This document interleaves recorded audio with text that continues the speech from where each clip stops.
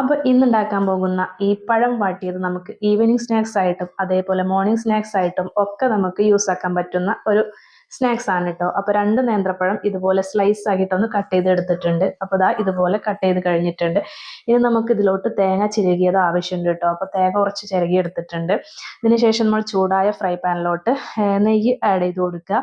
എന്നിട്ട് നമ്മൾക്ക് പഴം ആ ഒരു സ്ലൈസ് ചെയ്ത് വെച്ച പഴം കൂടെ ഇതിലോട്ടൊന്ന് ആഡ് ചെയ്തിട്ട് ഒരു നല്ലൊരു യെല്ലോ കളർ ആകുന്നവരെ നമ്മളൊന്ന് ഇങ്ങനെ ഇതുപോലെ 2 മിനിറ്റ് ഒന്ന് വഴറ്റിയെടുക്കണം കേട്ടോ. അതിനുശേഷം ഒരേ ഒരു സ്പൂൺ പഞ്ചസാര മാത്രം ആഡ് ചെയ്തിട്ടുള്ളൂ. കുട്ടികൾക്ക് ഷുഗർ ഇല്ല പറഞ്ഞിട്ട് ഒരുപാട് പഞ്ചസാര ആഡ് ചെയ്ത് കൊടുക്കണ്ട. അപ്പം പിന്നെ ഇതിലേക്ക് ഒരിത്തിരി തേങ്ങ ചിരവിയതും കൂടി ആഡ് ചെയ്ത് കൊടുത്ത് മിക്സ് ആക്കിയിട്ടുണ്ട്. അപ്പോൾ നമ്മുടെ പഴം വാട്ടിയത് ഇവിടെ റെഡി ആയിട്ടുണ്ട്. അപ്പം ഞാനാണ് ആദ്യം ടേസ്റ്റ് ചെയ്തത്. അടിപൊളി ടേസ്റ്റാണ് കേട്ടോ. നെയ്യിലായ കാരണം കുട്ടികൾക്കും ഇഷ്ടപ്പെടും. പിന്നെ ഷാനാക്കും മിന്നൂസിനും കൊടുത്തു. മിന്നൂന് ചൂടായ കാരണം ഒരു മടിയും കൂടാതെ തുപ്പി തന്നിട്ടുണ്ട്.